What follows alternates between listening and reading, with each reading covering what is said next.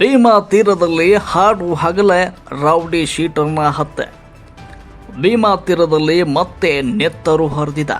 ವಿಜಯಪುರ ಜಿಲ್ಲೆಯ ಚಡಚಣ ಪಟ್ಟಣದ ನೀವರ್ಗಿ ರಸ್ತೆಯ ಬಳಿ ರೌಡಿ ಶೀಟರ್ ಅಶೋಕ್ ಮಲ್ಲಪ್ಪ ಗಂಟಗಲಿ ನೀವರ್ಗಿ ಗ್ರಾಮದಿಂದ ಚಡಚಣ ಪಟ್ಟಣಕ್ಕೆ ಬರುವಾಗ ಅಪರಿಚಿತ ದುಷ್ಕರ್ಮಿಗಳು ಗುಂಡಿನ ದಾಳಿ ನಡೆಸಿದ್ದು ಆತ ಸ್ಥಳದಲ್ಲಿಯೇ ಮೃತಪಟ್ಟಿದ್ದಾನೆ. ಫೈರಿಂಗ್ ವೇಳೆ ಅಶೋಕ್ ಮೇಲೆ 3ಕ್ಕೂ ಹೆಚ್ಚು ಗುಂಡುಗಳು ಬಿದ್ದಿವೆ. ಶೂಟೌಟ್ ಆದ ಅಶೋಕ್ ಪೆರೋಲ್ ಮೇಲೆ ಜೈಲಿನಿಂದ ಹೊರಗಡೆ ಬಂದಿದ್ದ. ಈ ಹಿಂದೆ ಅಶೋಕ್ ಕೊಲೆ ಹಾಗೂ ಇತರ ಪ್ರಕರಣಗಳಲ್ಲಿ ಅಪರಾಧಿ ಕೂಡ ಆಗಿದ್ದ. ಹಳೆಯ ದ್ವೇಷದ ಹಿನ್ನೆಲೆಯಲ್ಲಿ ಅಶೋಕ್ನ ಕೊಲೆ ಮಾಡಿರುವ ಶಂಕೆ ವ್ಯಕ್ತವಾಗಿದೆ. ಸ್ಥಳಕ್ಕೆ ಚಡಚಣ ಪೊಲೀಸರು ಭೇಟಿ ನೀಡಿ ಪ್ರಕರಣ ದಾಖಲಿಸಿಕೊಂಡು ಆರೋಪಿಗಳನ್ನು ಬಂಧಿಸಲು ಬಲೆ ಬೀಸಿದ್ದಾರೆ. ವರದಿ ಲಾಲ್ ಸಿಂಗ್ ರಾಠೋಡ್, ಸುದ್ದಿ 9 ಟಿವಿ ಇಂಡಿ.